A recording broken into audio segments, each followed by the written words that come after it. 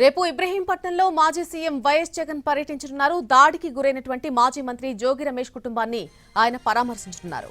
అంబటి రాంబాబు, జోగి రమేష్ ఇతర వైసీపీ నేతలపై దాడులు ఏపీలో జంగిల్ రాజ్ పాలనను తలపిస్తున్నాయని జగన్ వ్యాఖ్యలు చేశారు. ఒక భయానక వాతావరణంతో రాష్ట్రాన్ని పాలిస్తున్నారని మండిపడ్డారు. పోలీసుల సమక్షంలో దాడులు జరిగాయని, తమ ప్రభుత్వం వచ్చాక వడ్డీతో సహా చెల్లిస్తామని వార్నింగ్ కూడా ఇచ్చారు. ఏపీ హైకోర్టులో మాజీ మంత్రి జోగి రమేష్ పిటిషన్ దాఖలు చేశారు. ఇబ్రహీంపట్నం, తిరుపతి పోలీస్ స్టేషన్లో నమోదు చేసిన కేసులు క్వాష్ చేయాలని పిటిషన్లు దాఖలు చేశారు. రాజకీయ దురుద్దేశాలతో ఈ కేసులను పోలీసులు నమోదు చేసినట్టుగా కోర్టుకు తెలిపారు జోగి లాయర్లు. దీనిపై విచారణ జరిపి తీర్పు రిజర్వ్ చేసిన న్యాయస్థానం నేడు తీర్పు ఇవ్వనుంది.